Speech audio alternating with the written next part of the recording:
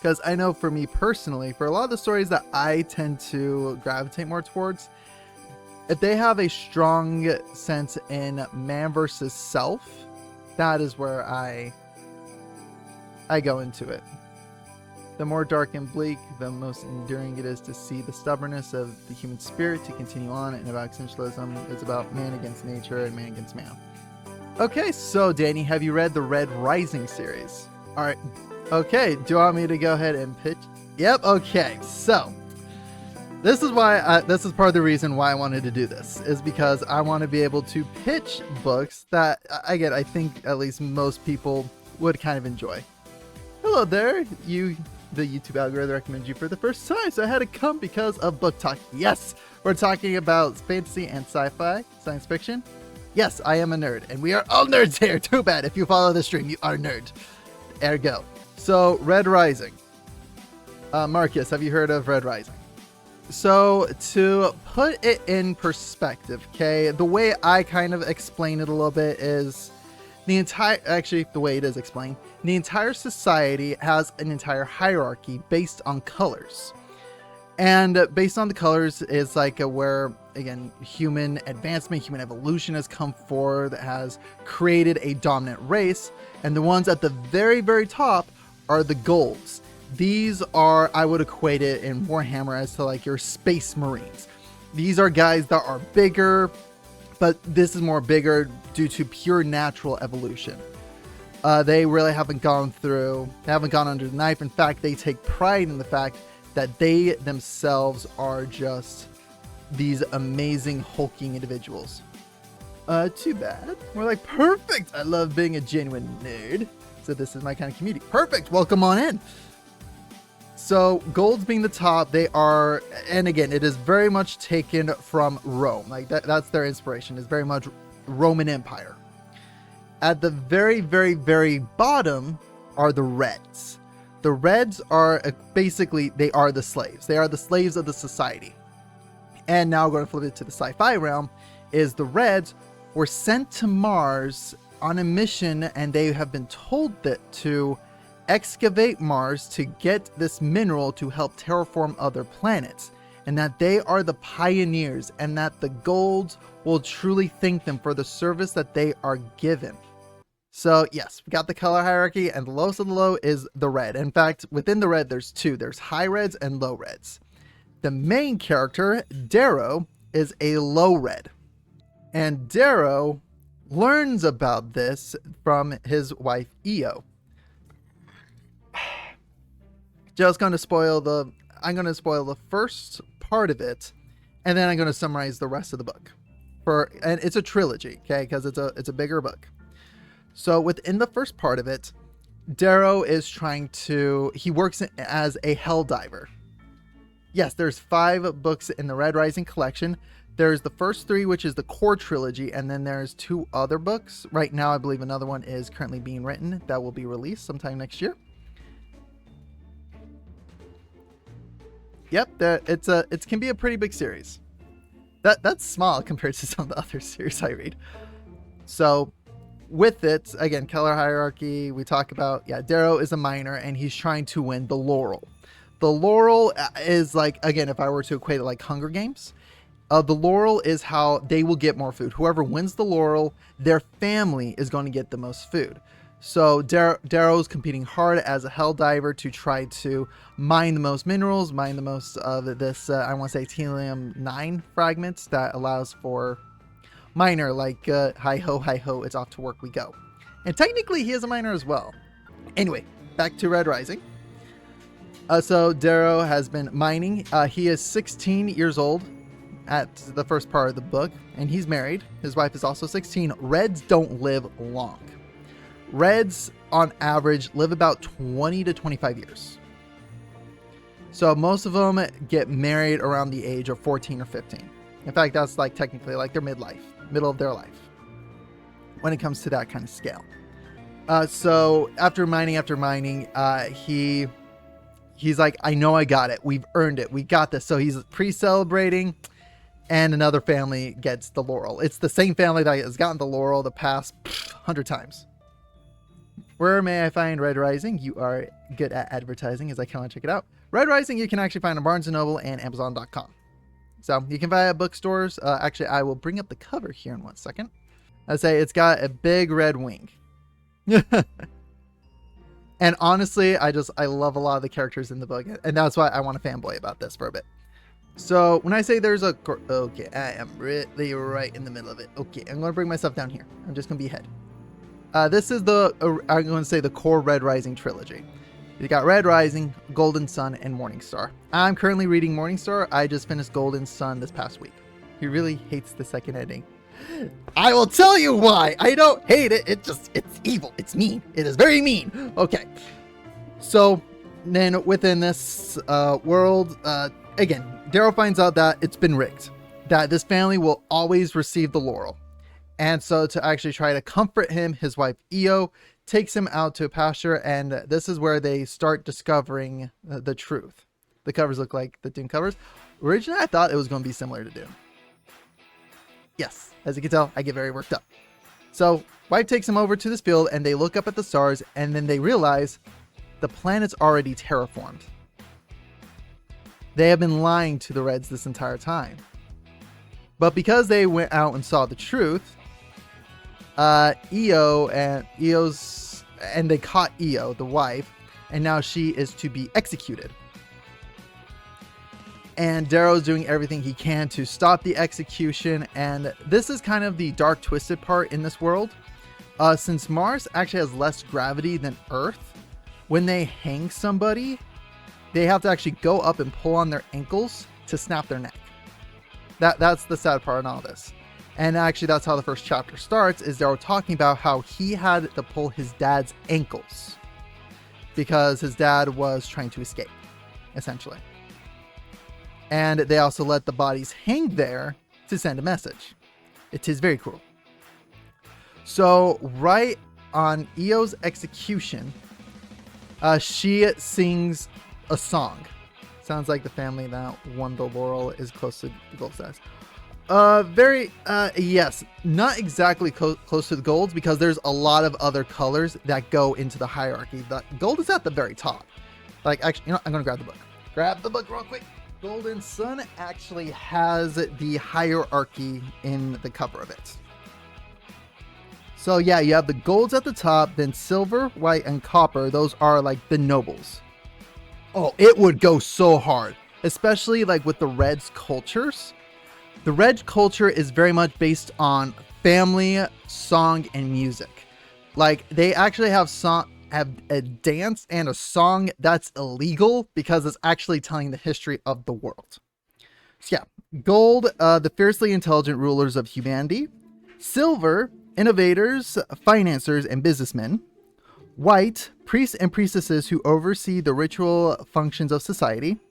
Copper, administrators, lawyers, and bureaucrats. So it's mostly like, it would be more, they would be closer to the coppers, and the coppers are like, oh, we'll turn a blind eye as long as you're able to make quota. And then you have the middle class of blue, yellow, green, violet, orange, and gray. Then the lower classes of brown, obsidians, pinks, and reds. Reds is the lowest. So the gold senator of the planet, again, the family is Augustus. So class struggles and segregation, essentially, but in segregation in what they do. Not Augustus Globe. It's like, oh my gosh, I can't remember his first name. Actually, I think maybe it has the, notable goals. Yep, House's allies. Nero Au Augustus. Arch-Governor of Mars, head of House Augustus, and father to Virginia and Adrius. Okay. And that's my point of this, is I want people to read this so that way when I make references, y'all can get it. Yep, Nero Au Augustus. AU. That is the gold that descends on high to witness Io's execution. So basically, society is the Hunger Games, Pan Am, but more orderly, essentially. And until I get to the next part, which I'm going to summarize. So Darrow basically is helpless to watch his wife be killed. And they have his wife's sister pull her ankles, essentially, because it's always a loved one that has to pull the ankles. So she goes up, listens to Eo's last words, and as she's about to drop, essentially, she sings. She sings the forbidden song. Oh yeah, no, wait. Let me backtrack. She was actually going to get off until she sang the song. Then when she sang the song, they're like, all right, executing time. Because, yeah, it was the song of the actual history. Once she died, Darrow, of course, was sad. And everybody in the family was just like, yeah, he's going to get himself killed. And that's what he does. He goes up, he cuts down his wife's body. This is the first part. This is only the first part of the book. This is like the first 100 pages.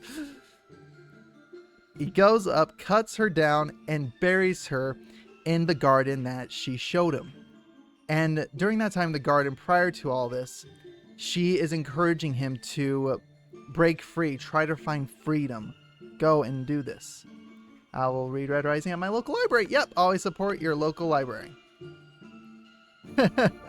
Thank you for being the best advertiser I've seen on my... Good!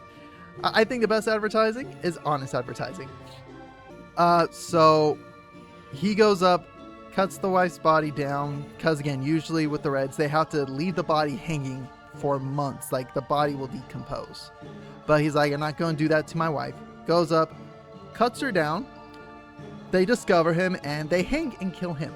Then that's the end of the first part. That's how the first part ends, is his death. Part 2.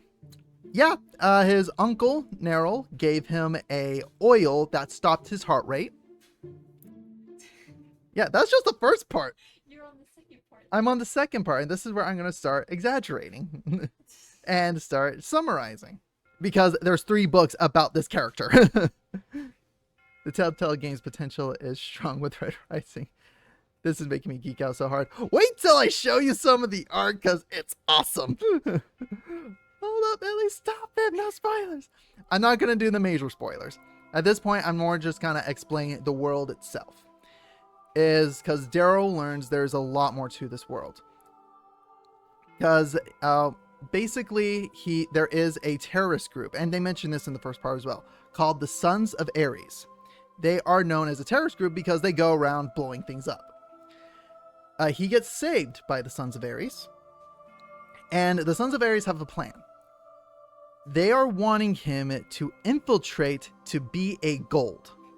Not only be a gold, but send him to the Institute to be called what's called a peerless gold, which is the top of the golds.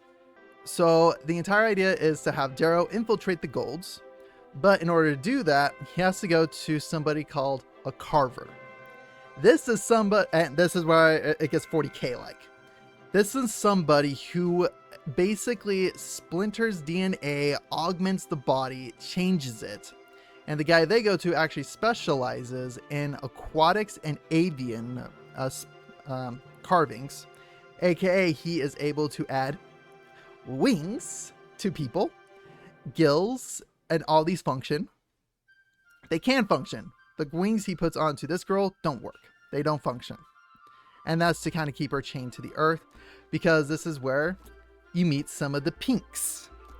The pinks in society, let me go ahead and read it, is a step above red. 1 step. Unparalleled in beauty, they are bred and trained for the physical arts of pleasure. Essentially, the pinks work in brothels. That is what the pinks are. Because, yep, they are unparalleled in beauty. They are bred and trained for the physical arts of pleasure. They are trained to be prostitutes. And this is where it gets dark. Is that they are part of a place called the Garden. And essentially, they will know pain until they have sex. Essentially. This is where it gets really dark for them. And that's where you're getting into the dark, twisted side of this. Again, you don't really follow the pink story, but it's good to just know this as part of the world. So Darrow goes through, gets carved, and they carve him into being a gold, which is highly illegal. And then they put him into the Golds Institute, because this is a school for golds to become top of the top. And that's where they learn the hard truth. Once he gets into the Institute, they learn what the Institute really is.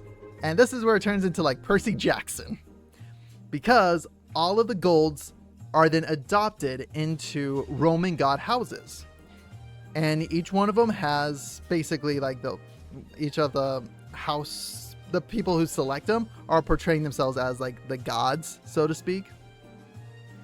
So they draft them in, and he gets drafted into, would you know it, House Mars, along with several other golds. Yes, pinks are essentially sex slaves. Yes, that is 100%. That is it. Plain and simple. At the Institute, they get all drafted into different houses. And the main goal of the Institute is that within the house, you're trying to raise to the praetor, the captain, the leader of the house. And then you're going to try to conquer all the other houses in the Institute. And whoever is able to do that basically is the winner. It goes on until there's a winner. And this is where it goes hardcore fantasy. We're talking like they are then taken back to the dark ages of weapons and tactics. Like they have to use swords, they have to use like knives, they have to use all that stuff. It's like Dune's Goals, but more gruesome. Yes and no. Let me see here. The Golas, again, it depends. Like, I know with the axolotl tanks, it's more like they are then bred into this. Whereas carving, it is more like surgery. They will hack and they go into the skin and attach there. Is there a character with a spear? I like spears. Oh, wait till we get to the fantasy series. Then I got a perfect character for you. Because he's my favorite character. So that's kind of the summary of the first book in Red Rising. Is Darrow then infiltrates the Institute, and basically overall he's able to do what needs to be done. Gets to the top, and then at the very end I won't spoil the ending. Book 2, however, Golden Sun, I'd say kind of turns more into like the space battles, where it's more full-fledged war. It is house battles, house civil war, that kind of stuff. And the reason why the end pisses me off is because that's how it ends. So if you're going to get into the series, get the first book. Then if you're like, I want to read more of this, get books 2 and 3, because at the end of book 2, you need book 3, because you will just keep going saying, no, that's not how it ends. I need more. You need the closure. It does not give you the closure. I'm telling you this because you need the closure. You need books 2 and 3 at the same time. Yeah, that's what I was like, ah! Nope, you gotta know. I wish someone told me that. I don't like spoilers, but if someone told me that, I'd gone okay. Because even still, that's not the big spoiler in all of it. There are several big spoilers in book 2 that I will not say. That is all I will say in Red Rising. If you want to know the rest, read it for yourself. Book 1 is Red Rising, book 2 is Golden Sun, and book 3, oh my gosh, I'm reading it. Morning Star. Book 3 is Morning Star. Wishlisting Red Rising as we speak. Perfect! Hey guys, thank you so much for tuning in. For more content, you can watch my other YouTube videos, join my Patreon, or you can watch me live on Twitch. See you guys next time. Bye!